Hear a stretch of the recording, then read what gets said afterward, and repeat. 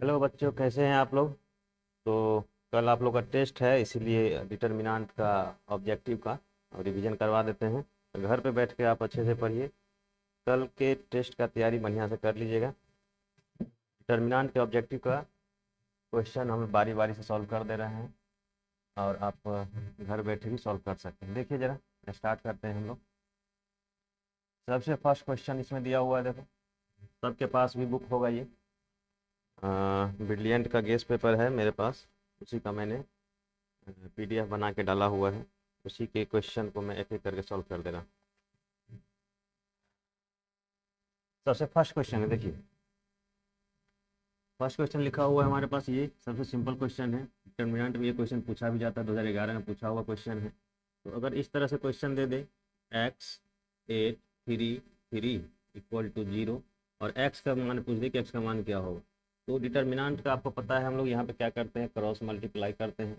तो 3 को एक्स से गुना करेंगे तो 3x इक्वल टू 8 को 3 से गुना करो तो 8 इंटू क्या जाएगा 3, और x इक्वल टू क्या मिल जाएगा 8 इंटू 3 डिवाइडेड बाई 3। तो 3 से 3 कटेगा, आंसर आ जाएगा आपका 8। ऑप्शन नंबर बी दिख रहा है, टिक मारिए। पहला क्वेश्चन आसानी से बन गया। ऐसे करके दूसरा क्वेश्चन हम लोग बनाने जा रहे हैं। देखिए क्वेश्चन नंबर 2 में दिया है x plus a b c a, x plus b c a b और एक्स प्लस सी बराबर 0 है, तो एक्स का मान ज्ञात है। इसको सिंपली हम लोग सॉल्व कर सकते हैं। देखिए डिटर्मिनेंट है, थोड़ा सा आपको शुरुआत में लगेगा कि नहीं बनने वाला है, लेकिन आप ध्यान से देखेंगे क्वेश्चन तो बन जाएगा। प्रैक्टिस का चीज़ है, जितना ज़्यादा प्रैक्टिस करेंगे उतना आसानी से बनेगा। चलिए देखते हैं, क्वेश्चन हमारे पास है, दिख रहा है ना।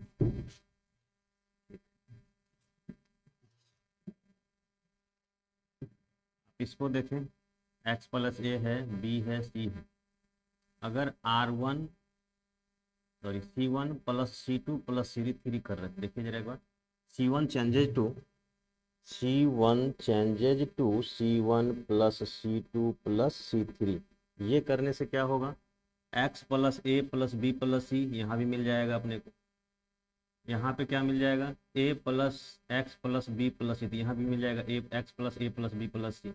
इस तीनों को जोड़ेंगे तो यहाँ भी मिल जाएगा। फिर इसमें से कॉमन वापस ले लेंगे हम लोग, तो इधर ले लेते हैं। देखिए C1 changes to C1 plus C2 plus C3। अगर तीनों को आप जोड़ते हैं तो क्या आएगा, देखिए डिटर्मिनेंट में आएगा एक्स प्लस ए plus B plus C, X plus ए प्लस बी प्लस का सी। इसमें क्या आएगा, A plus X plus B plus C, A plus X plus B plus C, और लास्ट में ये क्या मिल जाएगा अपने को, कॉलम चेंज कर रहे हैं ना,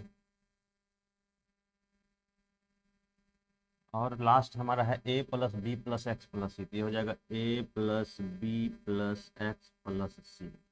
आप इसको गौर से देखिएगा तो तीनों सेम टर्म, इसमें भी एक्स है, इसमें ए है, बी है, सी, यहाँ भी एक्स है, ए है, बी है, सी है, इसमें भी है।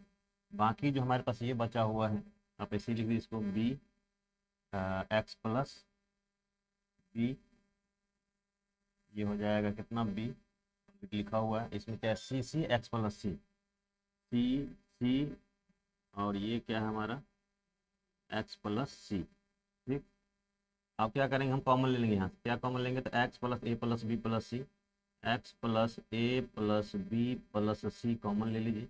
यहाँ हो जाएगा 1 1 1। यहाँ के लिए क्या मिलेगा, बी एक्स प्लस बी, यहाँ हो जाएगा बी, यहाँ हो जाएगा सी सी, यहाँ हो जाएगा एक्स प्लस सी। इस तरह से अपने को मिल रहा है, देखिए एक्स प्लस सी है यहाँ। अब हो जाएगा एक्स प्लस ए प्लस बी प्लस सी, ये तो बाहर निकल गए। अब आप क्या करेंगे, यहाँ पे एक एक एक दिख रहा है, हो सकता इसको आप कर सकते हैं, इसको भी जीरो कर दीजिए, इसको भी जीरो कर दीजिए, बाकी जो बचेगा उसको आप डिटर्मिनेंट का वैल्यू निकाल सकते हैं। एक और दिमाग लगा के हम लोग क्या कर सकते हैं, एक और ऑप्शन है इसका, प्रॉपर्टीज लगाते हैं। चलिए पहले सॉल्व कर देते हैं, यहाँ से सॉल्व करते हैं हम लोग। एक्स प्लस ए प्लस बी प्लस सी ऐसे ही रहने दीजिए। अब क्या करेंगे, हम लोग चेंज कर रहे हैं कुछ, चेंजिंग क्या करते हैं, changing R1 changes to R1 minus R2, R1 minus R2 और R2 changes to R2 minus R3। अगर आप चेंज करेंगे तो पहले से ऑलरेडी हमारे पास है x प्लस ए प्लस बी प्लस सी पहले से है। चेंज करने के बाद क्या आएगा, ये ऐसे ही रह जाएगा 1 B C। ठीक, नीचे वाला क्या आएगा, R1 चेंज किया है ना, R1 में चेंज होगा। ठीक, R2 minus R3, R1 minus R2, इसमें से इसको घटाएंगे तो 0 आ जाएगा। इसमें से इसको घटाएंगे, इसमें से ये घटेगा तो ये B भी कट जाएगा तो माइनस का x बचेगा।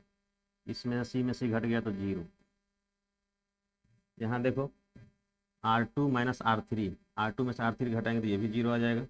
इसमें से ये घटाएंगे तो B से B कट जाएगा तो यहाँ बचेगा x। यहाँ क्या घटेगा, इसमें से ये घटाएंगे तो C घट जाएगा तो यहाँ ये बचेगा कितना, x। लास्ट वाला इसी रह जाएगा 1B और x प्लस C। अब आप क्या करते हैं, यहाँ पे x प्लस ए प्लस बी प्लस सी तो ऑलरेडी है हमारे पास पहले से। अब इसके लॉन्ग एक्सपेंड करिए, 0 से करेंगे तो 0 वाला 0 हो जाएगा, फिर इसको करेंगे तो 0 वाला 0 हो जाएगा। यहाँ बचेगा 1, 1 के अलॉन्ग एक्सपेंड कर दीजिए यहाँ पे आप, तो बचेगा क्या, ये लाइन खत्म, ये लाइन खत्म, बचेगा x गुने x तो माइनस का x स्क्वायर और ये 0, ये क्या है हमारा 0 माइनस का 0।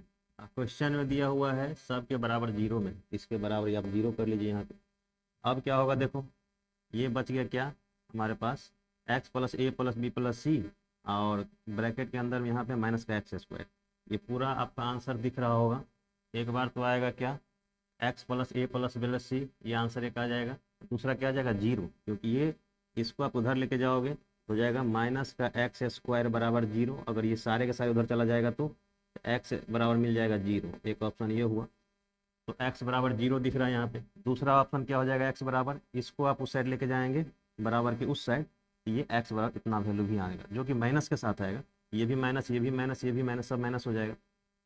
ऊपर लिख दे रहा हूँ देखो, x प्लस ए प्लस बी प्लस सी बराबर क्या होगा 0।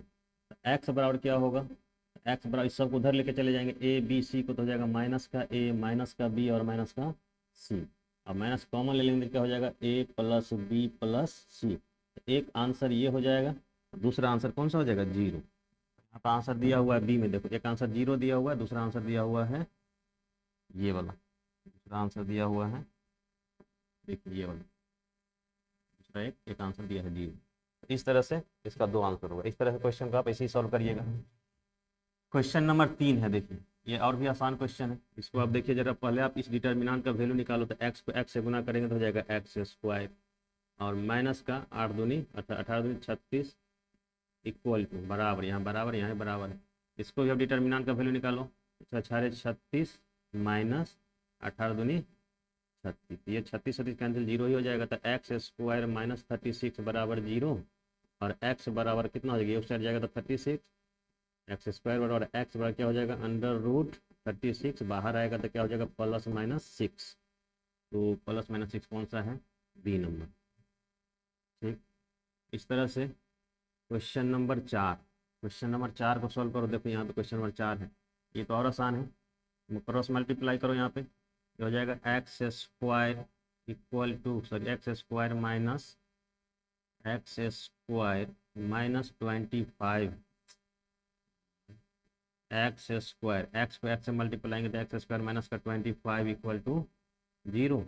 एक्स स्क्वायर इक्वल टू 25 और एक्स बराबर क्या होगा अंडर रूट 25। यहाँ से बाहर निकलेगा तो क्या होगा प्लस माइनस 5। आंसर अगर दिख रहा हो प्लस माइनस 5, ए वाला ऑप्शन दिख रहा है उस पर टिक मारिएगा। क्वेश्चन नंबर 5 हो गया। 4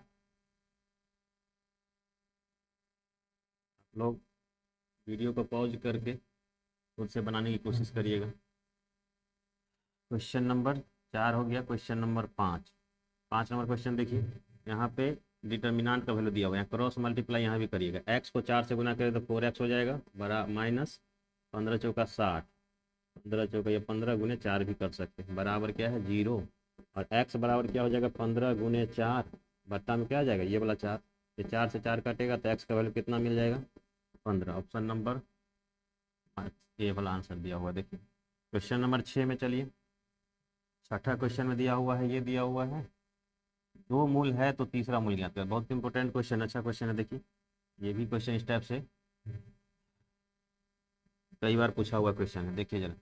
इसमें कह रहा है ये हमारे पास डिटर्मिनांट का वैल्यू दिया हुआ है, इस डिटर्मिनांट में दो मूल दिया हुआ है, तो मतलब दो रूट दिया हुआ है। दो रूट जैसे कि अगर एक्स स्क्वायर होता है तो दो रूट होता है, एक्स क्यू रहता है तो तीन रूट होता है, जैसे मूल जिसको बोलते हैं। इसमें दो मूल होगा, इसमें तीन मूल है, क्योंकि एक्स के पावर तीन है तो तीन मूल होगा। इसमें अगर डिटर्मिनांट का वैल्यू निकालेंगे तो एक्स क्यू आएगा, तो एक्स क्यू वाला कोई इक्वेशन आएगा, तो उस इक्वेशन में तीन गो मूल आएगा, जिसमें दो मूल ऑलरेडी दिया हुआ है क्वेश्चन दे दिया, तीसरा मूल अपने को पता करना है, तीसरा रूट चाहिए। बहुत अच्छा क्वेश्चन है, देखिए बनाते हैं। दो मूल दिया, पहले डिटर्मिनांट का हम वैल्यू निकालने की कोशिश करते हैं। तो डिटर्मिनांट का वैल्यू निकालने की कोशिश करेंगे, दिया हुआ है एक्स 3 7, एक्स 3 7 2, एक्स 2 7 6 और एक्स। ये डिटर्मिनांट का पहले हम वैल्यू निकालते हैं, इक्वल टू 0 दिया हुआ है। ध्यान से देखिएगा, हम पहले एक्स वाले को ले रहे हैं, हो जाएगा एक्स इंटू, ये लाइन खत्म हो जाएगा, ये लाइन खत्म करेंगे तो क्या हो जाएगा, एक्स स्क्वायर माइनस का 12, एक्स स्क्वायर माइनस 12, और ये -3 होगा, -3 इंटू, ये लाइन खत्म हो जाएगा, ये लाइन खत्म हो जाएगा, तो यहाँ क्या बचेगा, एक्स गुने 2 2x माइनस 14। अगला क्या है 7 प्लस 7, क्या लेंगे प्लस का 7 इंटू, ये लाइन खत्म, ये लाइन खत्म, तो 6 दूनी 12 माइनस 7x बराबर 0।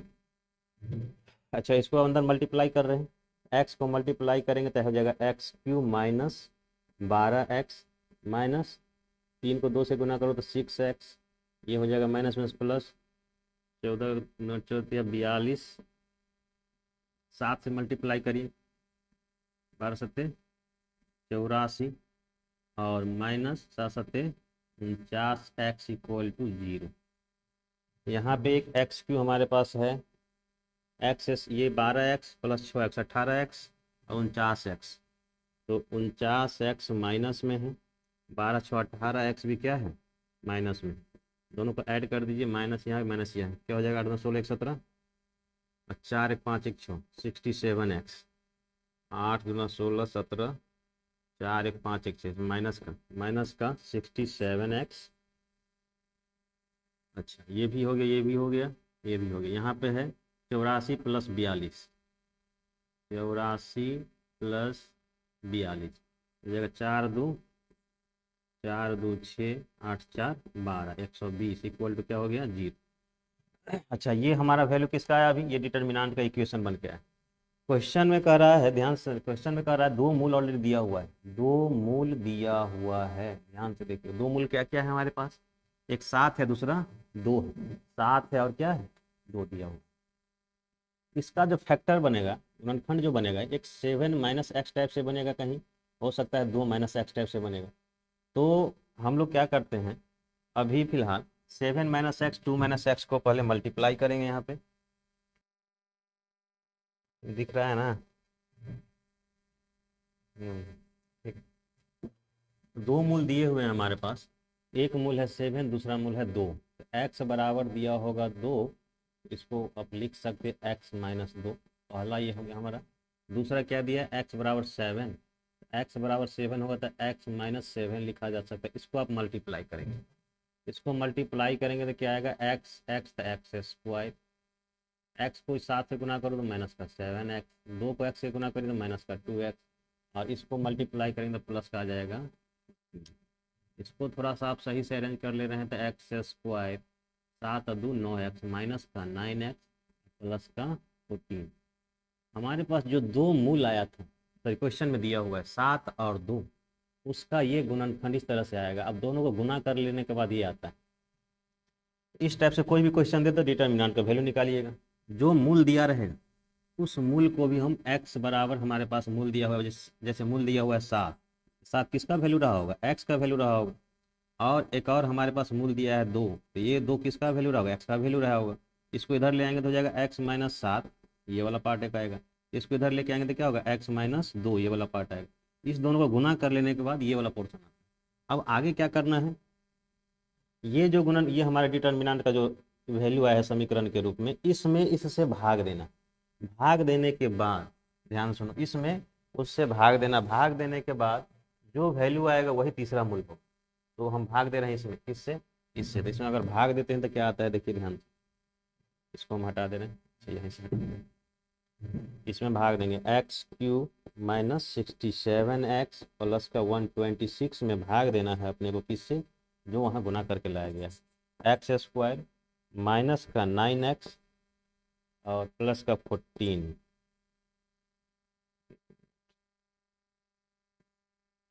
x² माइनस का 9x प्लस का 14। इससे आप भाग देंगे तो क्या होगा, x³ काटना है, x² है मेरे पास, एक x से गुना करना पड़ेगा इस पूरे में। इस पूरे में एक x से गुना करेंगे तो क्या होगा, x³, इसमें गुना करेंगे तो हो जाएगा माइनस का 9x², जो कि ऊपर में नहीं है, कोई बात नहीं, प्लस का 14x, प्लस का क्या आ जाएगा 14x। इसको आप क्या करेंगे, घटाएंगे, ये माइनस, ये प्लस और ये माइनस। अब ये x³ से x³ कैंसिल हो जाएगा। अब मेरे पास क्या है, प्लस का 9x², तो कोई बात नहीं, यहाँ उतार दे रहे हैं 9x²। यहाँ पे हम माइनस का 67x और माइनस का 14x, माइनस का 67x और माइनस का 14x, इसको ना ऐड करो दो, 14x, एक्स वाला पार्ट यहाँ भी, एक्स वाला पार्ट यहाँ है, ये भी माइनस में, ये भी माइनस में, ठीक है। तो आप क्या करेंगे दोनों को, तो 7 4 11, 7 1 8 1 9 81, 91, तो ये ना, 7 3 10 1 11 के 1 हाथ में 1, 6 1 7 और 1 8, 81 आएगा, 81x, वो भी माइनस का, यहाँ पे क्या आएगा माइनस का 81x। और ये हमारे पास हुआ 126, हमारे पास पहले ऑलरेडी पहले से है, 126 भी पहले से रखा हुआ यहाँ पे आ जाएगा। अच्छा, अब भाग दीजिए इससे इसमें, तो 9 से अगर गुना करते हैं इसमें, ये पूरा नीचे वाला आ जाता है, इसमें 9 से गुना करिए, तो 9 से गुना करेंगे कितना, तो यहाँ प्लस का 9 दे दीजिए आप। अब 9 से गुना करो, तो 9 से गुना करेंगे तो हो जाएगा 9x², और इसमें गुना करेंगे 9 से, तो माइनस का 9 9 81, 81x, और इसमें 9 से गुना करिए तो प्लस 14 9 126, देखिए पूरा का पूरा कट गया, ये माइनस प्लस और ये माइनस, ये भी कैंसिल, ये भी कैंसिल और ये भी कैंसिल। तो मेरे पास हुआ क्या, अब x + 9 बराबर 0, ये हमारा तीसरा टर्म आ गया, तीसरा मूल। 9 को साइड लेके चले जाइए, x बराबर क्या मिल जाएगा, माइनस का 9, यही तीसरा मूल मेरे पास आएगा। एक मूल क्वेश्चन में ऑलरेडी दिया था 7, दूसरा मूल दिया था 2, और तीसरा मूल हमने निकाल के लेके आए कितना, माइनस का 9। तो ऑप्शन नंबर, हाँ 2 मूल, तीसरा मूल कहाँ है 9, ये माइनस में, आंसर नंबर 1 आ जाएगा। देखिएगा जरा, बढ़िया से देख लो, वीडियो को पॉज करके स्थिर से आप समझिएगा, फिर से हम समझा दे रहे हैं। अगर आपके पास डिटर्मिनेंट दिया हुआ है, इसमें 2 मूल दिया हुआ है, तीसरा मूल पूछ रहा है, तो 2 मूल दिया हुआ है तो पहले हम इसका वैल्यू निकालेंगे डिटर्मिनेंट का। और जब वैल्यू निकल के आए, एक समीकरण के रूप में निकल के आएगा, समीकरण के रूप में निकल के आएगा, तो अब क्या करेंगे, जब 2 मूल दिया हुआ है, x बराबर 7 दिया है, x बराबर 2 दिया हुआ है, x बराबर 7 x बराबर 2 दिया हुआ है, तो दोनों को क्या किए, हम गुना कर दिए, x-2 को x-7 से गुना किए हैं, ये गुना वाला टर्म जो आएगा उससे इसमें भाग देना, भाग देने के बाद जो टर्म आएगा उसको बराबर 0 के बराबर करेंगे और x का वैल्यू लाएंगे, वही हमारा तीसरा मूल हो जाएगा। ऐसा भी क्वेश्चन दे सकता है, कैसा दे सकता है, ऐसा कहीं दे दे कि कहे कि यही गुणन यही रहेगा, डिटर्मिनेंट का वैल्यू रहेगा, कहेगा यदि 7 और 9, 7 और 2 दे के नहीं 9 दे दे, कि हमारे पास एक मूल 9 दिया हुआ है, माइनस का 9 मूल दिया हुआ है, तो बाकी 2 मूल ज्ञात कर, ऐसा भी क्वेश्चन दे सकता है।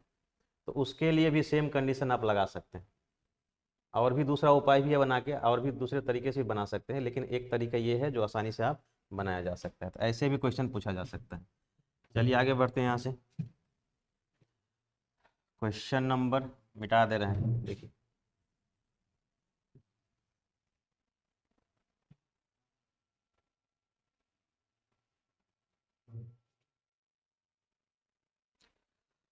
क्वेश्चन नंबर हमारे पास है 7।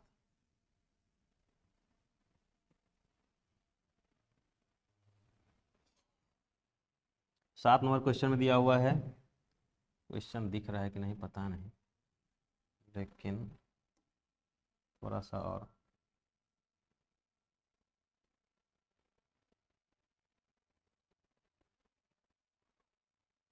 देखना दिख रहा होगा, नहीं दिखेगा तो फिर आपके पास गेस पेपर है उसका सहारा लेना। देखिए हम क्या कर रहे हैं, क्वेश्चन नंबर कितना बना रहे हैं 7।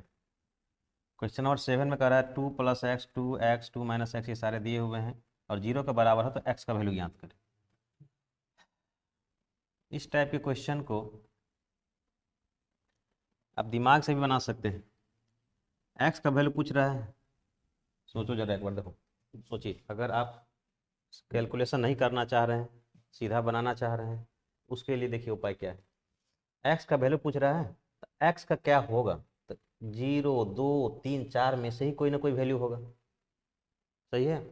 अब इसी में से कोई ना कोई x का वैल्यू है, तो बारी बारी से सभी को x का वैल्यू से पुट करके देखिए डिटर्मिनेंट का वैल्यू 0 आ रहा है कि नहीं आ रहा है।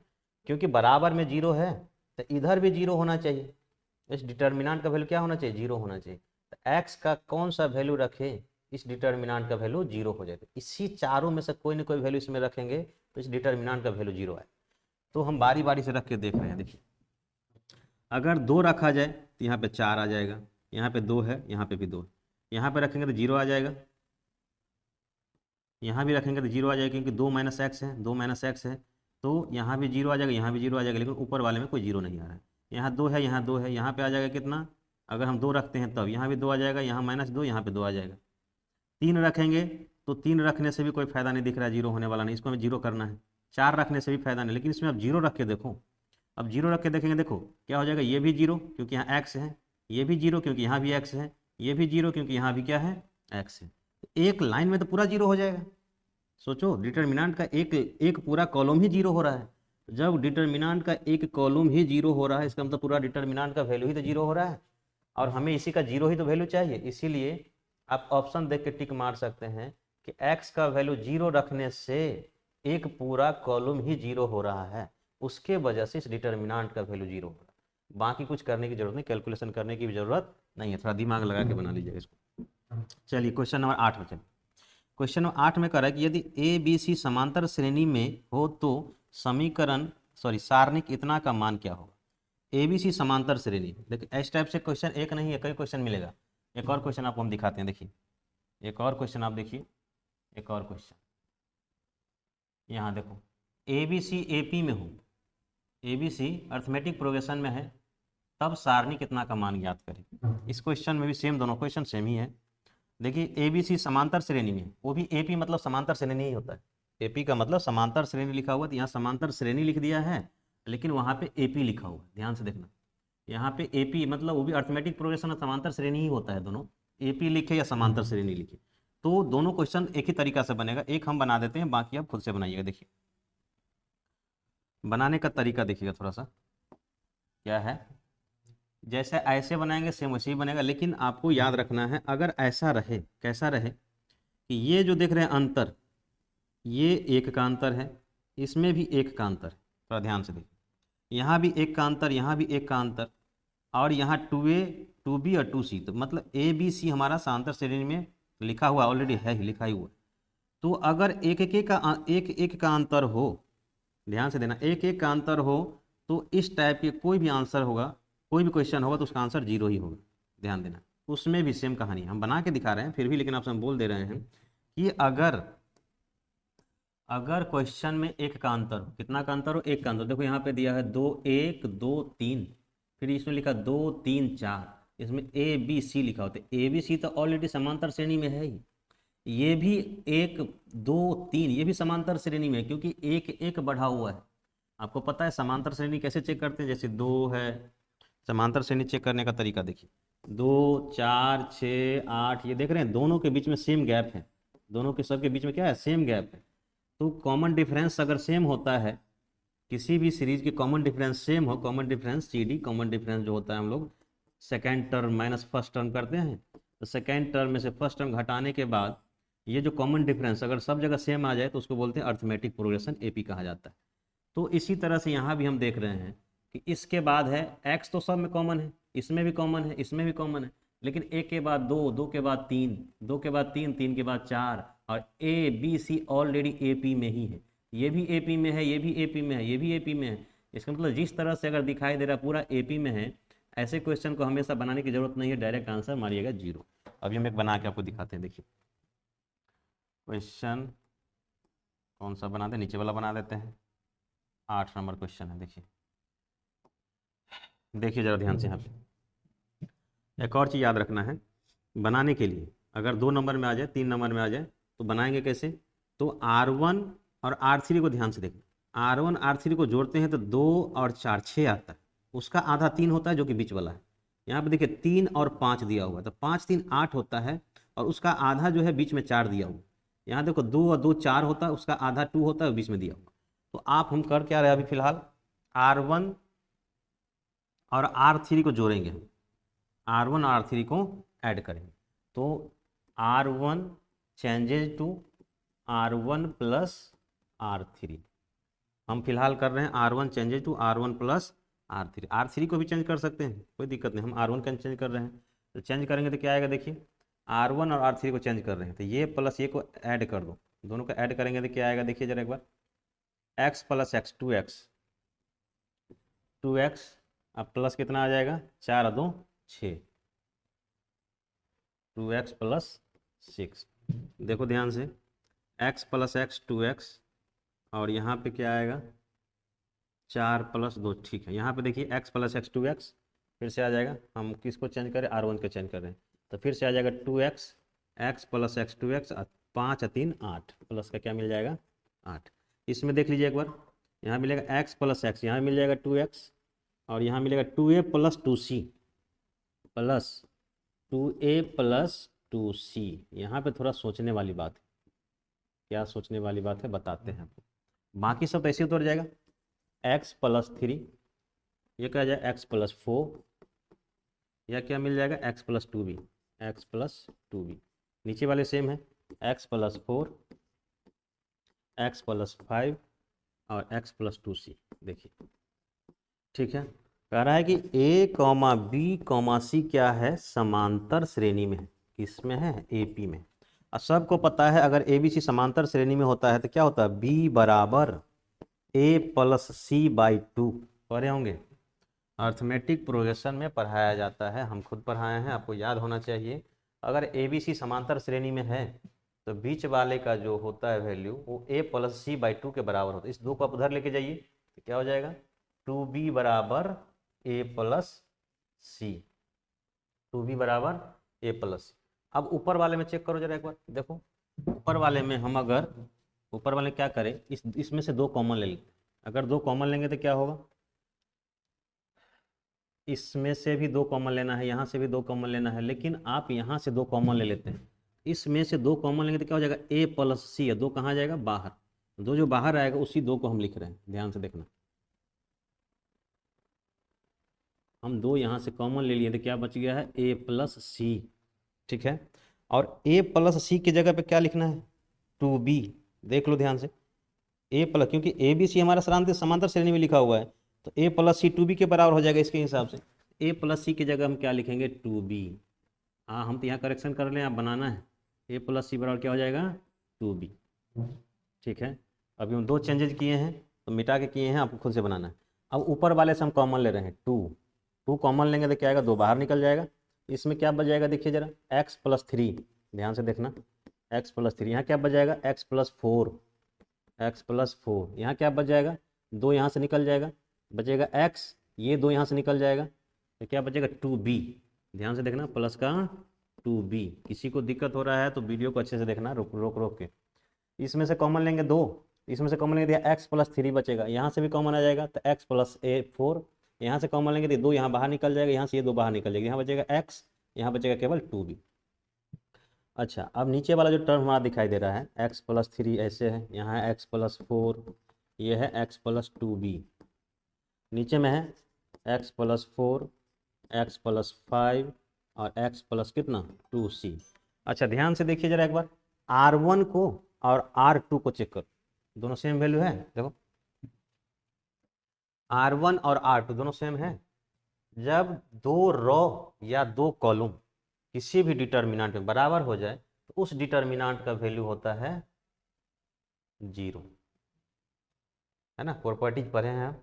तो अभी जो हमने इतना सारा कैलकुलेशन किया उसमें दिखाई दे रहा है कि R1 का वैल्यू और R2 का वैल्यू दोनों सेम हो रहा है। किसी डिटर्मिनांट में दो रॉ या दो कॉलम का वैल्यू समान हो जाए, ऐसे केस में उस डिटर्मिनांट का वैल्यू होता है 0। इसीलिए इसका आंसर क्या होने वाला है, 0। अभी हम बताए भी हैं और आंसर बना के भी दिखाएं आपको, ऐसे ही आंसर आया। देखिए सेम वैसे ही बनाना है उसको भी, सेम आप इसको भी ऐसे ही बनाना है।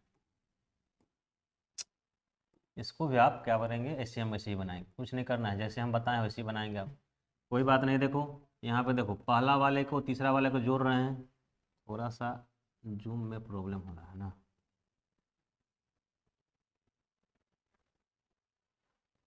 क्लियर दिख रहा है कि नहीं, कंफर्म नहीं हो रहे हैं हम, दिखना चाहिए, देखते हैं।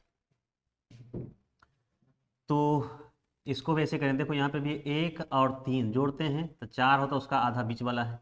2 और 4 दोनों को जोड़ने के बाद आधा करते हैं तो बीच वाला 3 आता है, देखो। और ये तो हमारा AP में है, इसको भी सेम वैसे ही बनाएंगे, आंसर तो 0 ही आएगा, ये तो कंफर्म है, अब टेंशन ना लो इस चीज़ के लिए, आंसर 0 ही आने वाला है। 8 नंबर बना ही दिए, 9 नंबर यहाँ पे बन ही गया, 9 नंबर हो ही गया, ठीक है। 10 नंबर पे चलते हैं। देखिए क्वेश्चन नंबर 10, क्वेश्चन नंबर 10 में सिंपल आपको एक याद रखना है, याद रखने वाले बात क्या है, 1 + ω का वैल्यू 0 के बराबर होता है, ये आपको याद रखना है, 11th में पढ़ाया गया है। 11th का थोड़ा सा टॉपिक इसमें आया है, वो है कि 1 + ω का वैल्यू 0 के बराबर होता है। इस सभी में आप कुछ नहीं करना, 1 + ω R1 चेंजेज टू करेंगे हम लोग R1 + R2 + R3। देखिए जरा हम क्या कर रहे हैं, R1 changes to R1 + R2 + R3 जोड़ रहे हैं सभी का, तो जोड़ेंगे क्या होगा, 1 + ω + ω2, 1 + ω + ω2 आ जाएगा। R1 चेंजेज टू R1, और यहाँ भी आ जाएगा, देखो 1 + ω + ω2, 1 + ω + ω2, इसमें भी आ जाएगा 1 + ω + ω2।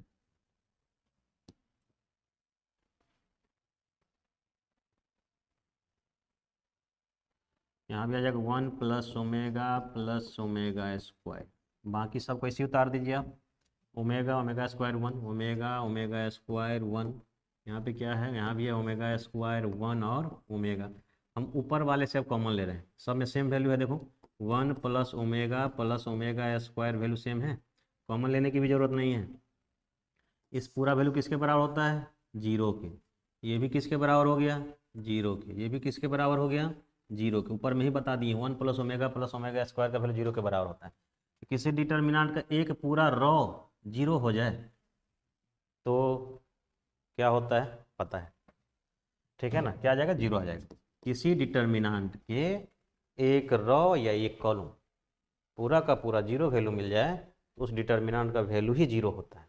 इसीलिए पहला रॉ देखो पूरा 0 का 0 आ गया, 1 + ω + ω2 का वैल्यू 0 होता है, इसलिए इसका आंसर भी क्या मिल जाएगा अपने को, 0।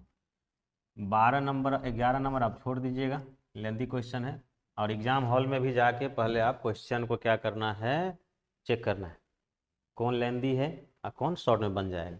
इसको हम बता देंगे आपको, लेकिन अभी टाइम थोड़ा सा कम होने की वजह से आपको थोड़ा सा इसको छोड़ रहे हैं। अब अगले वीडियो में आपको इसको भी हम आपको समय निकाल के बता देंगे। 11 12 नंबर भी छोड़ दीजिए, 13 नंबर पे आ जाइए। 13 नंबर हम लोग बनाएंगे अभी, 13 नंबर का क्वेश्चन 2009 में आया हुआ है, एक बार और आया हुआ है 2018 या 19 में, तो इसको बनाते हैं। देखिए क्वेश्चन हमारे पास दिया है 1/A 1BC, फिर 1/B 1CA, अगला है 1/C 1AB। ये क्वेश्चन है हमारे पास, क्वेश्चन नंबर 13। अच्छा, इसमें कह रहा है इसका वैल्यू क्या होगा, डिटर्मिनेंट का वैल्यू क्या होगा, ये पूछ रहा है क्वेश्चन। इसमें कोई तरीका अगर है तो एक ऑप्शन दिख रहा है कि 1 1 1 दिख रहा है, तो हम अब क्या कर सकते हैं, घटा के 0 0 करके कैलकुलेशन कर सकते हैं। लेकिन कुछ और तरीका इसमें अपनाने की कोशिश कर रहे हैं। हम क्या करते हैं, ऊपर वाले में A से गुना कर देते हैं, R1 में, R2 में B से गुना कर देते हैं, R3 में C से गुना कर देते हैं।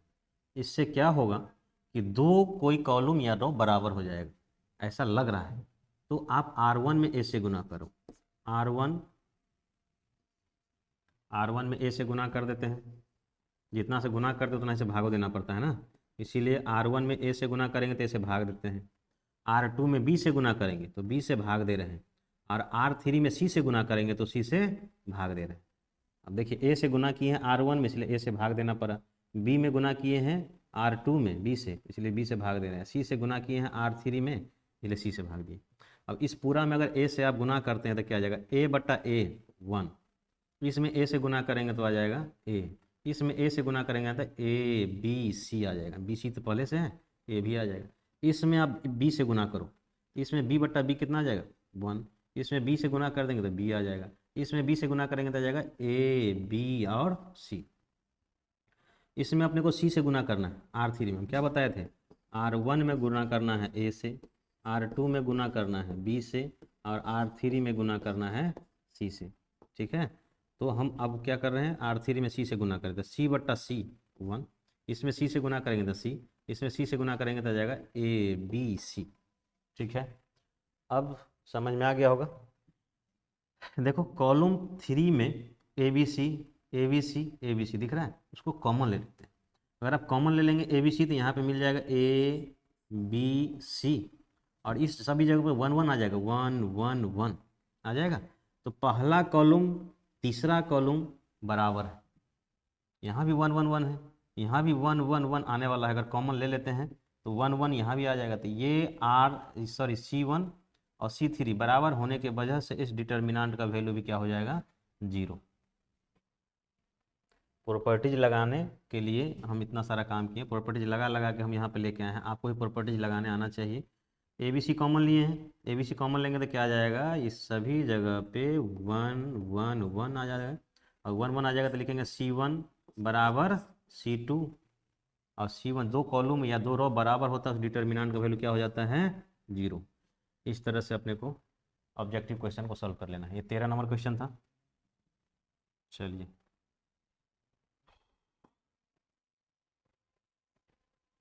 थोड़ा सा देख लो, लिखना है तो लिख लीजिए। क्वेश्चन नंबर 14 छोड़ दीजिए, 15 पे चलते हैं डायरेक्ट, फिर मिटा दे रहे हैं।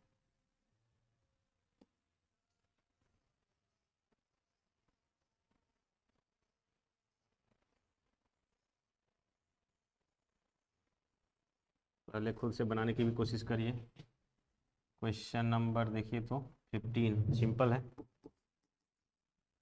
15 में क्वेश्चन में लिखा हुआ है sin 20 degree minus cos 20 degree sin 70 degree और cos 70 डिग्री, ये लिखा हुआ है। देखिए क्रॉस मल्टीप्लाई करिए, यहाँ पे सबको पता हो जाएगा। sin 20 इसको इसके साथ गुना करिए इंटू cos 70 डिग्री माइनस, और एक माइनस यहाँ भी है देखो, तो माइनस माइनस क्या हो जाएगा, प्लस sin 70 cos 20 क्या हो जाएगा, फिर मल्टीप्लाई करेंगे तो sin 70 इंटू cos 20 देखो ये फार्मूला होता है, sin A cos B plus cos A sin B, sin A plus B होता है।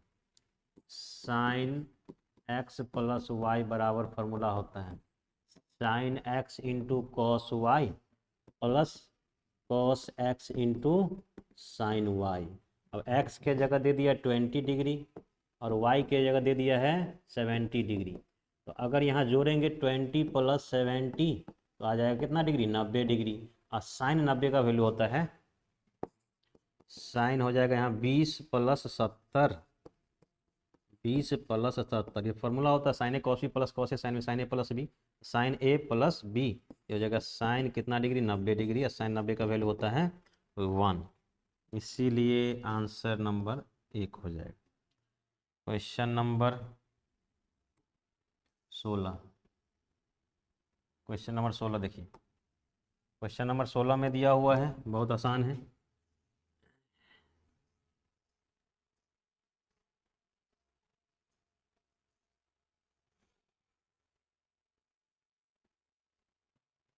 देखिए क्वेश्चन नंबर 16 में क्या दिया हुआ है, देखो एक बार।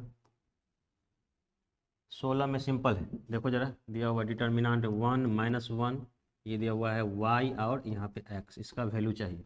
सिंपल है, x को 1 से गुना करिए तो x, माइनस y को -1 से गुना करें तो -y, ये मिल जाएगा बराबर कुछ भी है, ठीक है, एक्स माइनस माइनस क्या हो जाएगा plus y, x plus y, जो कि आंसर नंबर 1 है। देखिए बहुत सिंपल सिंपल क्वेश्चन ही पूछता है इसमें। किसी सारणिक जिसकी कोई दो पंक्तियाँ या स्तंभ समान हो उसका मान क्या हो। अभी तक कितना बार क्वेश्चन बना है, कई बार क्वेश्चन बना है जिसमें दो पंक्ति या दो स्तंभ अगर बराबर होता है, दोनों वैल्यू सेम होता है, तो उस डिटर्मिनेंट का वैल्यू 0 होता है। ये एक लैंग्वेज में लिख के पूछ दिया है। किसी सारणिक में जिसकी कोई दो पंक्तियां या स्तंभ समान हो उसका वैल्यू 0 होता है, उस डिटर्मिनेंट का वैल्यू 0 होता है। एक और क्वेश्चन पूछ दिया, देखिए डेल्टा 18 नंबर क्वेश्चन है। डेल्टा इक्वल टू दे दिया है ए बी सी और डी, ऐसा है। अब कह रहा है इस डेल्टा में लेमडा से गुना कर दिया है, लेमडा इंटू डेल्टा बराबर क्या होगा। तो आपको पता है डिटर्मिनेंट में अगर किसी से गुना किया जाता है तो वो गुना या तो एक रो में होगा या किसी एक कॉलम में होता है। मैट्रिक्स की तरह सभी सदस्यों में गुना नहीं करेंगे आप। तो याद रखना है मैट्रिक्स में ऐसा होता है, मान लो ए कोई मैट्रिक्स दिया हुआ है, इसमें ए बी सी डी दिया हुआ है, इसको आप लेमडा से कहीं गुना कर दिए एक मैट्रिक्स में तो सभी में गुना हो जाएगा, lambda A lambda B lambda C lambda D ऐसे हो जाता है। लेकिन डिटर्मिनेंट में या तो किसी एक रो में गुना करना है या किसी एक कॉलम में गुना करना है। तो इसमें ये आंसर नंबर सी है, देख लीजिए आंसर नंबर सी में लेमडा से गुना किया गया है, तो आप यहाँ पे सी नंबर आंसर में किसी एक पहले कॉलम में गुना कर दिया है दोनों में, इसलिए आंसर नंबर इसका सी हो जाएगा। ठीक, सब थ्योरी बताए हुए हैं, आप देख के रिवीजन करना चाहते हैं बस ना, इसलिए रिवीजन हो रहा है। देखिए जरा एक बार, हाँ ये भी थ्योरी पढ़ाए हुए हैं। क्वेश्चन नंबर 19 वाला थ्योरी देखो क्या है। 3 × 3 का एक सारणिक है, आई के कतार और जे के स्तंभ के अवयवों को ए आई जे से सूचित कर रहे हैं, ए आई जे से सूचित कर रहे हैं। मान ले कि प्रत्येक आई और जे के लिए ए आई जे बराबर माइनस का ए जे आई हो रहा है, तो सारणी के प्रधान विकर्ण के सभी अवयव क्या होंगे। देखो बताए थे, याद करो एक बार, बताए थे ये 0 0 अगर 0 होता है तो ऊपर वाला अगर 2 हो जाए तो ये क्या होता है -2, याद करो। अगर ऊपर वाला 4 हो जाए तो इसको बोलते हैं -4। अगर यहाँ पे √3 आ जाए तो यहाँ पे क्या होता है -√3 होता है, ऐसे बताए थे। और विकर्ण पूछ रहा है, अच्छा 2 यहाँ पे होगा, 0 यहाँ है तो ये जो √3 यहाँ पे माइनस में है। विकर्ण पूछ रहा है, विकर्ण क्या होगा, तो विकर्ण ऑलवेज 0, हमेशा 0 होगा, बताए थे। और उस पर बहुत स्ट्रेस करके बताए थे कि आप इसको याद रखें। और इसका डिटर्मिनेंट का वैल्यू भी 0 होता है, इस डिटर्मिनेंट का वैल्यू भी 0 होता है, याद रखना है। डायगोनल सदस्य पूरा 0 होना चाहिए, ये वाले सदस्य के उल्टा ये वाला सदस्य होना चाहिए, इसके उल्टा यहाँ होना चाहिए। अगर यहाँ माइनस है तो यहाँ प्लस होना चाहिए, यहाँ प्लस होगा तो यहाँ माइनस होगा, इसके उल्टा यहाँ होना चाहिए, एक दूसरे में साइन हमेशा उल्टा रहेगा। ऐसे केस में डायगोनल एलिमेंट हमेशा 0 होता है और उस डिटर्मिनेंट का वैल्यू भी 0 होता है। ये थ्योरी वही कह रहा है, याद रखिएगा, बताए थे। क्वेश्चन नंबर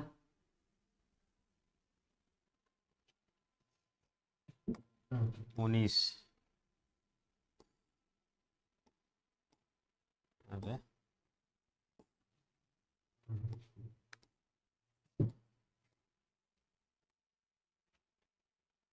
19 के बाद 20 यहाँ है, देखिए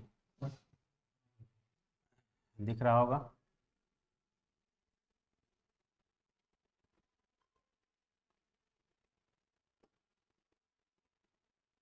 क्वेश्चन नंबर 20 में कहा उस त्रिभुज का क्षेत्रफल ज्ञात कीजिए जिसके शीर्ष दिया ऐसे ऐसे दिया हुआ है।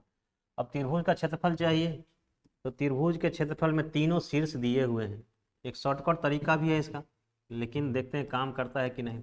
3 8 5 2 और ये अगला शीर्ष दिया है -4,2। लंबा तरीका से तो सब बनाते हैं, आप शॉर्ट तरीका भी थोड़ा देख लेंगे, पर लॉन्ग तरीका देख लीजिए आप। ये भुजा दिया हुआ 3 8, ये अपने मन से यहाँ 1 लगाना पड़ता है। ये दिया हुआ है 5 2, अपने मन से 1 लगाइएगा। यहाँ क्या दिया हुआ है -4 2, यहाँ पे अपने मन से 1 लगाना है और यहाँ 1/2 लगा लेना है, तो क्षेत्रफल आप निकाल सकते हैं। ठीक है, क्षेत्रफल निकालने के लिए अपने को क्या करना पड़ेगा, 1/2 ये डिटर्मिनेंट का वैल्यू, इसको कैलकुलेट तो आप कर ही सकते हैं। इसका कैलकुलेशन करेंगे तो आंसर अपने को मिल जाएगा। हम शॉर्ट तरीका देखना चाह रहे हैं, हो रहा है कि नहीं हो रहा है। शॉर्ट तरीका में क्या करना है, देखिए हम लिख रहे हैं यहाँ पे, कोशिश कर रहे हैं। शॉर्ट तरीका वैसे इसका होता नहीं है। 5 2 और अगला है हमारे पास -4 और 2। ठीक है, देखिए जरा, हम कोशिश कर रहे हैं क्या कि 3 भुजा है, तो ऐसा हो सकता है कि 3 भुजा हो, है ना, क्योंकि 0 0 नहीं है किसी में, तो ये मूल बिंदु पे तो आएगा नहीं, तो कहीं और साइड में होगा, ये त्रिभुज ऐसा होगा। फिर हम चाह रहे हैं इसको मूल बिंदु पे लेके आए, इस त्रिभुज को मूल बिंदु पे लेके आए, तो इस तीनों में से किसी एक को 0 0 होना हो। 0 0 करने के लिए हम मन से करके आ रहे हैं, इसमें 4 जोड़ रहे हैं, 4 जोड़ रहे हैं और इसमें 2 घटा रहे हैं। ऐसा इसीलिए कर रहे हैं कि क्या हो जाएगा, ऐसा करने से क्या होगा, ये टर्म 0 हो जाएगा। अब इसमें जितना काम कर रहे हैं वही काम इसमें भी करना है, वही काम इसमें भी करना है। 4 हम जोड़े हैं, इसमें भी 4 जोड़ रहे हैं, 2 घटाए हैं इसमें से, तो यहाँ भी 2 घटाएंगे, इसमें भी सेम काम करेंगे। इस पहले वाले में 4 जोड़ना है तो 4 जोड़ दे रहे हैं, इसमें 2 घटाना है 2 घटा दे रहे हैं। अब रिजल्ट क्या आएगा, ये आएगा 0, ये भी आ जाएगा 0। इसका क्या वैल्यू होगा, 5 4 9, ये क्या मिलेगा अपने को, 2 - 2 0। यहाँ क्या मिलेगा, 4 3 7, यहाँ मिलेगा 6 में से 2 गया तो, अच्छा सॉरी 8 में से 2 गया तो कितना, 6। अच्छा 3 टर्म मिल गया, ये तो 0 0 हो गया। बाकी जो 2 बचा, अब कैसा हो गया होगा, ये 0 0, एक भुजा यहाँ पे मिल गया, दूसरा भुजा यहाँ पे मिल गया, इसको मिला दीजिए। ये हो सकता है कि 7 6 हो, ये हो सकता है क्या, इस लाइन पे रहा हो, इस लाइन पे अगर आ जाएगा, यही भुजा इस लाइन पे आ जाएगा तो हो जाएगा 9 0 आ जाएगा, क्योंकि एक्स का वाई का वैल्यू 0 है इसमें। अब इसको हम लोग कैसे करेंगे, तो 7 है 6 है, इसको रखेंगे, बगल में 9 है और 0 है। वैसे ट्राई कर रहे हैं बनता है कि नहीं, तो इसका मल्टीप्लाई करते हैं इसके साथ और इसका मल्टीप्लाई करते हैं इसके साथ, दोनों को घटा देते हैं। तो इसको गुना करेंगे इसके साथ, क्या जाएगा 0 माइनस, इसको गुना करो 9 पचे 9 6 54, 54 आप पूरा में 2 से भाग दे देना, तो क्या मिल जाएगा 27। इसका आंसर होना चाहिए 27। ऑप्शन देखते हैं, 27 में कहीं नहीं है तो नन ऑफ दीज होगा। 27 नहीं कहीं है तो क्या होगा, नन ऑफ दीज होगा। ऐसे भी बनाया जा सकता है। ठीक है, क्या किए हैं फिर से देख लीजिए एक बार, फिर समझा दे रहे हैं। त्रिभुज का क्षेत्रफल निकालने के लिए या तो अगर लंबा विधि से बनाना चाह रहे हैं तो लॉन्ग विधि, जो अपना नॉर्मल फार्मूला होता है 1/2, और तीनों शीर्षों को लिखा जाता है, साइड में 1 1 लिखा जाता है, इसका डिटर्मिनेंट का वैल्यू निकाल लीजिएगा। एक और तरीका आपको बताएं, अभी 3 भुजा दिया हुआ है, सॉरी 3 शीर्ष दिया हुआ है, हम एक शीर्ष को 0 करने की कोशिश किए, 0 0। आप किसी को भी कर सकते हैं, 0 कैसे कर सकते हैं, तो इसमें -4 है तो +4 जोड़ दिए हैं, और यहाँ पे +2 है तो -2 कर दिए। अब ये जो काम इसमें किए, शीर्ष में किए हैं, ये सभी में करना पड़ेगा। +4 यहाँ जोड़ दिए हैं, -2 यहाँ पे कर दिए हैं, इसके लिए +4, और ये क्या है +2 है तो -2 कर दिए। अब आप क्या करेंगे, ऊपर वाले में 4 3 7 हो जाएगा, 7 लिख दिए, प्लस का 8 माइनस का 2 तो प्लस का 6 हो जाएगा। इसमें देखिए 5 और 4 क्या हो जाएगा 9, अब +2 है -2 तो क्या हो जाएगा 0। अब हमको ऊपर वाले शीर्ष से मतलब नहीं है, केवल इसी शीर्ष से मतलब, किससे, इस शीर्ष से। ये तो 0 0 तो यहाँ पे आ गया, ठीक, बचा क्या 6 7 9 0, 6 7 9 0, तो पहला वाले के लास्ट वाले के साथ गुना करना है, यहाँ लिखना है, 0 बन गया, 0 यहाँ पे मिल गया इसलिए 0 हो गया, वैसे 0 होता नहीं। और 7 6 दिख रहा है, यहाँ 9 दिख रहा है, इस दोनों को गुना करके यहाँ लिखिएगा, दोनों को घटा के 2 से भाग देना। अब जो आंसर आएगा वही इसका त्रिभुज का क्षेत्रफल हो जाएगा। शॉर्टकट तरीका है, 2 बार 3 बार बनाएंगे तो बनना शुरू हो जाएगा। ठीक है, तो इस तरह से त्रिभुज का क्षेत्रफल निकाला जाता है। इसमें चौथा आंसर होगा, नहीं मिला तो नन ऑफ दीज हो जाएगा इसमें से। ठीक है, जितना बताए हैं उतना वीडियो को पॉज करके बढ़िया से देखना है, समझ में आ जाएगा। क्वेश्चन नंबर 21 सिंपल है, 10 7 70 ऐसा दिया हुआ है, 10 2 35 और 7 दिया हुआ है। आप मल्टीप्लाई करेंगे तो क्या आएगा, 10 7 70 - 35 दूनी 70, इसका भी आंसर 0 आ गया, तो 0 D आंसर दिया हुआ है। ये सारणिक दिया हुआ है, इसका भी आपको निकालना है वैल्यू। अब देखिए दिया है 22 नंबर क्वेश्चन आपके बुक का, 1 2 4 3, 7, 9, 4, 8 और 16। देखिए जरा इसमें प्रॉपर्टीज लगाते हैं। क्वेश्चन में प्रॉपर्टीज कैसे लगाते हैं, देखो यहाँ पे 1, 2, 4 दिया हुआ है, 3, 7, 9 दिया हुआ है, 4, 8, 16 दिया हुआ है। इसमें से ध्यान से देखो, अगर आप क्या करते हैं, इसमें से इसमें से कॉमन ले लेते हैं, कितना 4, तो 4 कॉमन लेंगे तो 4 कॉमन आ गया। R1 ऐसे ही लिखना है 1, 2, 4, ये वाला ऐसे ही लिखिएगा 3, 7, 9, इसमें से 4 कॉमन लिए हैं तो 4 कॉमन लिए थे, 1 बच जाएगा। इस 8 में कितना बच जाएगा 2, तो 16 में कितना बच जाएगा 4। अब R1 को देखो, R3 को देखो। R1 बराबर हमारे पास क्या है R3।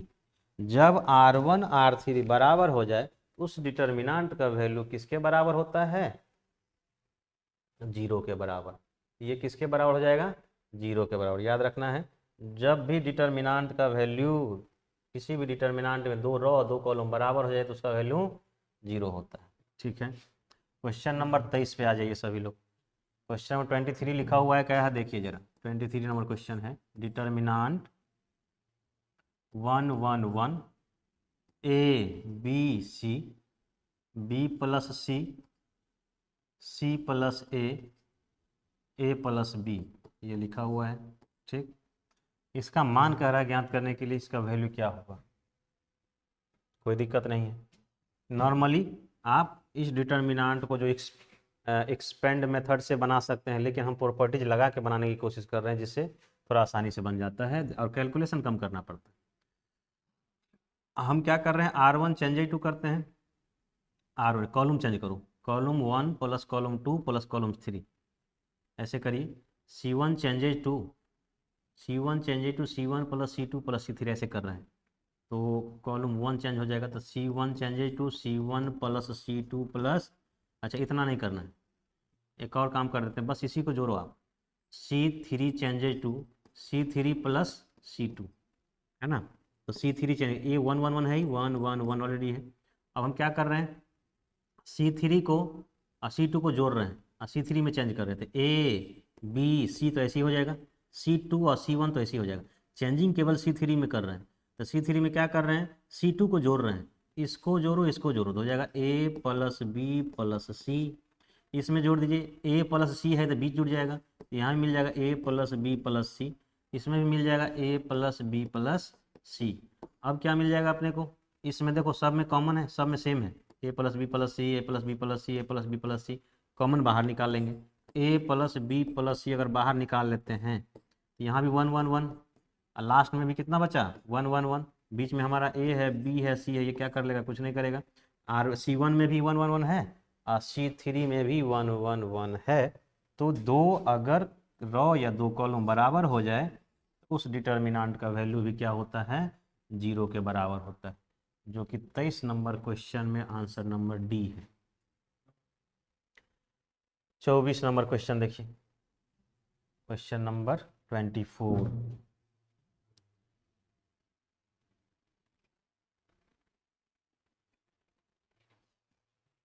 क्वेश्चन नंबर 24 देखिए, ये भी डिटर्मिनांट ही निकालना है।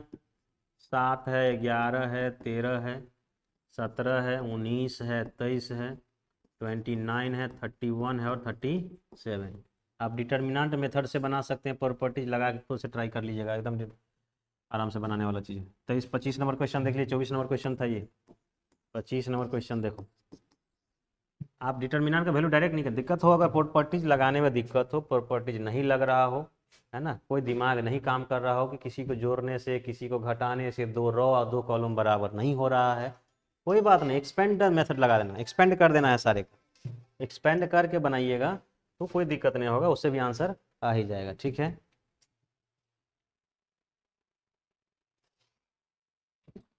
तो 23 नंबर क्वेश्चन बन गया। 24 नंबर आप क्या करिएगा, एक्सपेंड कर दीजिएगा, दिक्कत हो तो कोई बात नहीं है। 25 नंबर क्वेश्चन भी एकदम सिंपल है, हलवा क्वेश्चन। देखो कॉस थीटा माइनस का साइन थीटा और कॉस थीटा, ये क्रॉस मल्टीप्लाई करेंगे तो कॉस को कॉस के साथ गुना करेंगे तो कॉस स्क्वायर थीटा हो जाएगा, और माइनस साइन गुने माइनस साइन तो माइनस का साइन स्क्वायर थीटा हो जाएगा, ये माइनस हो जाएगा प्लस, तो cos square theta plus sine square theta 1 के बराबर होता है। यहाँ पे मिल जाएगा 2 1 दिया हुआ है, देखो बी में भी 1 है, डी में भी 1 है। आप मिस्ड प्रिंट होगा तो किसी एक में आप आंसर मारिएगा, ठीक है। Question number 26।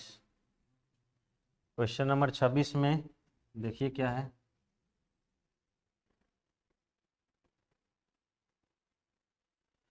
क्वेश्चन नंबर 26 में दिया हुआ है x + 1 plus omega, sorry x + 1 फिर ओमेगा फिर ओमेगा स्क्वायर, उसके बाद दिया हुआ है ओमेगा, फिर x + omega square, x + omega square, और तीसरा में दिया है 1, लास्ट में दिया है ओमेगा स्क्वायर 1 और फिर x + ओमेगा।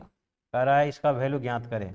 अगर ओमेगा स्क्वायर का वैल्यू 1 है तब कोई बात नहीं, आप क्या करें, हाँ जोड़ देते हैं। आपको यह भी याद दिलाए थे 1 + ओमेगा स्क्वायर का वैल्यू किसके बराबर होता है, अभी याद दिलाए थे, अभी कुछ देर पहले लिखे थे। यहाँ भी वही चीज़ हम लोग लगाने वाले हैं। देखिए पहले आप क्या करें, R1 R1 + R2 + R3, R1 changes to R1 + R2 + R3 change कर देते हैं। इस सभी को जोड़ दीजिए, 1 + x + ओमेगा स्क्वायर, ये हो जाएगा। इसमें भी करेंगे तो हो जाएगा 1 + x + ओमेगा स्क्वायर, और अगला टर्म भी आ जाएगा।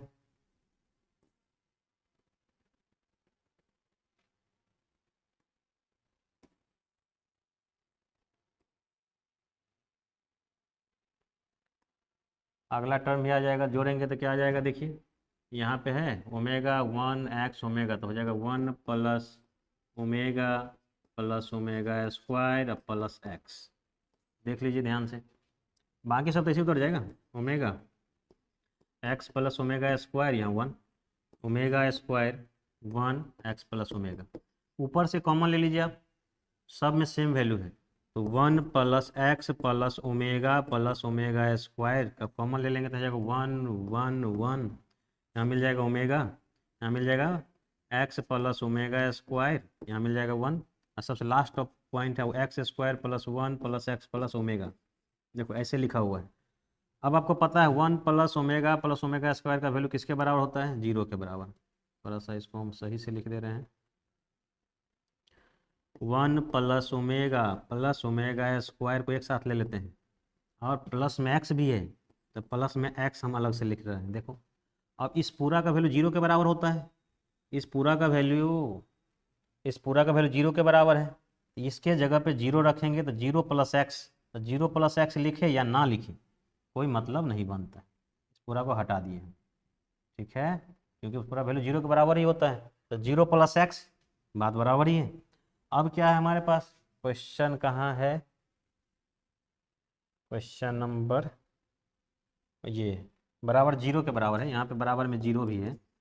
अब जरा ध्यान से देखो, x लिखा हुआ है अंदर में कुछ है 0 के बराबर, तो देखने से पता चल रहा है कि अंदर का वैल्यू 0 होगा और उसको गुना करेंगे x के साथ तब 0 होगा, क्योंकि RHS में 0 है तो LHS में भी 0 होना चाहिए समीकरण को संतुष्ट करने के लिए। तो x पीछे है तो बाहर निकल गया, इसका मतलब है कि अंदर वाले जो लिखे हुए हैं उनका वैल्यू 0 होगा, उस 0 को गुना करेंगे x के साथ तो क्या होगा, 0 होगा। इसका मतलब ये है कि वैल्यू किसका पूछ रहा है, x का वैल्यू पूछ रहा है ना, इसका मतलब है x का वैल्यू किसके बराबर हो जाएगा, 0 के बराबर हो जाएगा। थोड़ा दिमाग लगाना, यहाँ पे हम ये बोल रहे हैं कि x तो बाहर निकल चुका है, अब अंदर का जो पार्ट है उसको 0 होना होगा, तभी हमारा क्या होगा, इससे गुना होगा 0 का, तो RHS में 0 है तो LHS में भी क्या हो जाएगा, 0 हो जाएगा। कब, जब ये पूरा वैल्यू क्या हो जाएगा, 0 के बराबर हो जाए, तो इसका वैल्यू 0 हो जाएगा, तो 0 को x से गुना करेंगे तो लेफ्ट हैंड साइड में भी 0 और राइट हैंड साइड में भी 0 होगा, तो इसी को 0 होना होगा। अब इसको 0 होना ही है, इसीलिए हमको x का वैल्यू पूछ रहा है, जब x का वैल्यू पूछ रहा है तो x ये पूरा 0 ही हो रहा है, तो x बराबर क्या हो जाएगा, 0, ठीक है। तो दिमाग लगाना पड़ेगा वहाँ पे, आप दिमाग लगा के बनाइएगा। ये क्वेश्चन हम अभी ने बनाया कौन सा, अभी 26 नंबर, ठीक है ना। चलते हैं 27 नंबर क्वेश्चन। Question number 27।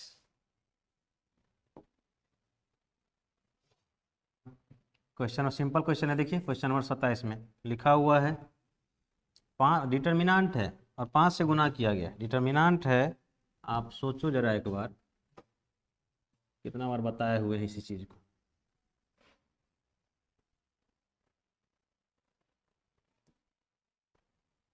देखिए लिखा हुआ है 5 डिटर्मिनेंट 2 3 3 4। अब इसमें किसी भी रो में आप गुना कर दीजिए, किसी एक रो में गुना करो या किसी एक कॉलम में गुना करो। तो क्वेश्चन नंबर हमारे पास अच्छा आंसर नंबर है इसमें बी, जिसमें गुना किया गया है, किससे गुना किया गया है, रो नंबर 2 में गुना किया गया। तो 5 तिया 15, 5 चौका 20, इसमें गुना करेंगे, किसी में गुना कर सकते हैं, 2 3 ऐसे ही रह जाएगा, इसमें गुना कर दिया है तो 5 तिया 15, 5 चौका 20। ये आंसर नंबर शायद डी है, आंसर नंबर डी नहीं बी है, आंसर नंबर बी है, याद रखिए किसी भी रो में गुना कर सकते हैं। क्वेश्चन नंबर 28, 27 था ये, 28 नंबर क्वेश्चन है। डेल्टा का वैल्यू निकालना है, बहुत सिंपल है। डेल्टा का वैल्यू, डेल्टा बराबर लिखा हुआ है 10 2 30 6, ठीक है, ये 6 लिखा हुआ। डिटरमिनेंट वैल्यू नहीं निकल पाएगा। 10 को 6 से गुना करो 60, माइनस 30 को 2 से गुना करो तो अभी कितना हो जाएगा 60, तो 60 में 60 गया तो 0, तो उसका भी आंसर अपने को मिल जाएगा 0, मतलब आंसर नंबर कौन सा ए है। अच्छा, सारणी कितना का मान निकालें, ये भी आसान है। क्वेश्चन नंबर कितना 29, 29 नंबर क्वेश्चन क्या है देखिए जरा एक बार। सारणी का मान ही निकालना है तो इसलिए ज़्यादा परेशानी वाली बात नहीं है। 29 में सारणी का मान निकालना है, 30 में भी सारणी का मान निकालना है, और 31 में भी सारणी का मान निकालना है, 32 में भी सारणी का मान निकालना है, ठीक है। तो कुछ हम बना देते हैं जिसमें प्रॉपर्टीज का इस्तेमाल करके हम आपको बना देते हैं, जिसमें किसी में प्रॉपर्टीज लगता है कि नहीं लगता है देख लेते हैं। जैसे क्वेश्चन नंबर हम 30 ले रहे हैं, क्वेश्चन नंबर 30 दिया हुआ है 2 3 5 0 4 7 0 0 5। इस डिटर्मिनेंट का वैल्यू निकालने के लिए प्रॉपर्टीज की ज़रूरत भी नहीं है। देखो 2 को 0 दिया ही हुआ है तो इसके अलावा एक्सपेंड कर दो, 2 डिटर्मिनेंट, ये लाइन खत्म, ये लाइन खत्म, कितना बच जाएगा 5 चौका 20 माइनस 0, क्योंकि 0 यहाँ पे है तो यहाँ आ जाएगा अंदर में 20। अब 20 को 2 से गुना करोगे तो क्या आ जाएगा 40।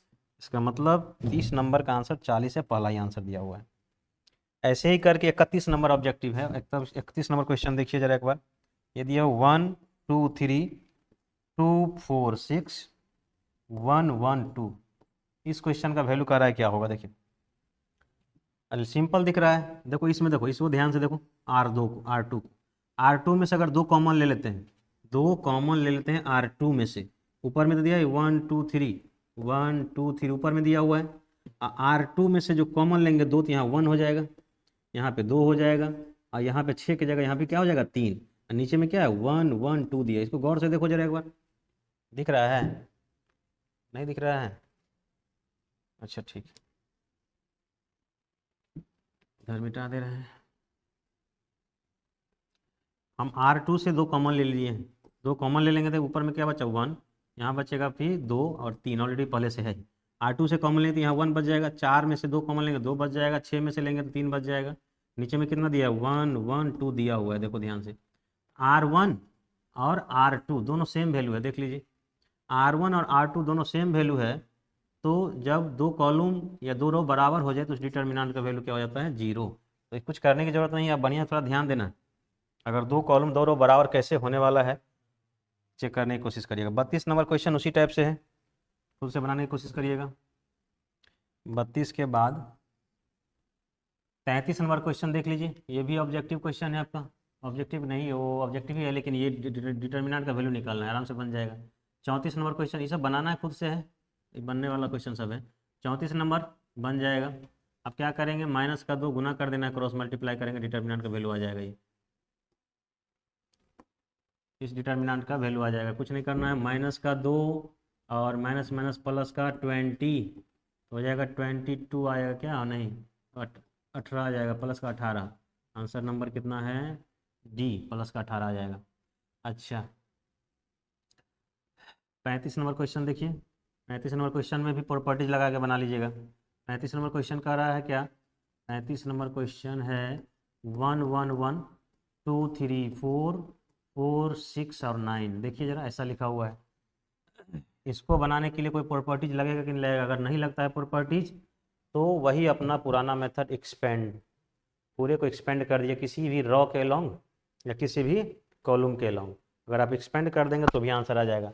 या अगर कोई प्रॉपर्टीज़ का इस्तेमाल होने वाला है तो देख लीजिए, आप कर सकते हैं। प्रॉपर्टीज नहीं लगने वाला है। अब क्या करें? R1 changes to R1 minus R2 कर लीजिएगा, और R2 changes to R2 minus R3 कर लीजिएगा। तो होगा क्या?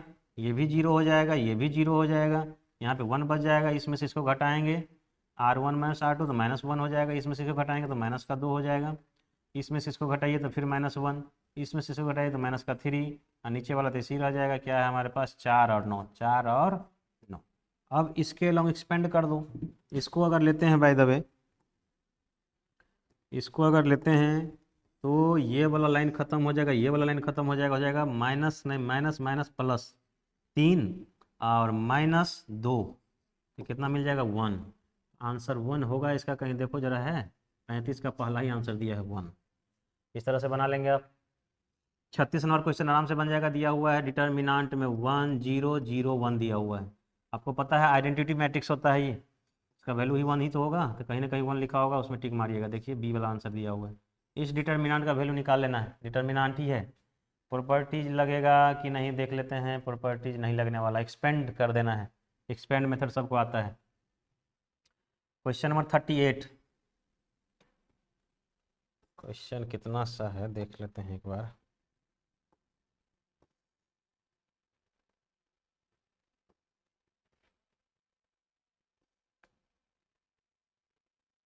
हम्म 46 क्वेश्चन है, सारा ऑब्जेक्टिव है, बहुत सिंपल सिंपल है। तो टाइम ज़्यादा हो गया है, 1 घंटा 7 मिनट का वीडियो बन गया है। जितने सारे ऑब्जेक्टिव थे लगभग मैंने बनाया, कुछ 10-15 वीडियो 10-15 क्वेश्चन रुक गए हैं इसमें। तो आप खुद से बना के देखिएगा, बनाने की कोशिश करिएगा। जो डाउट होगा कमेंट में भी डाल देना, या तो आप क्लास आओगे तो मुझे बता देना, जो नहीं बनेगा बना देंगे। कल टेस्ट है, बढ़िया से तैयारी कर लेना है, नंबर कम नहीं होना चाहिए। अगला टेस्ट होगा डिफ्रेंशिएशन का, उसका रिवीजन आधा करवा चुके हैं, बाकी जो बचा हुआ है अगले वीडियो में भी चला जाएगा। ठीक है, थैंक यू, मन से पढ़ो।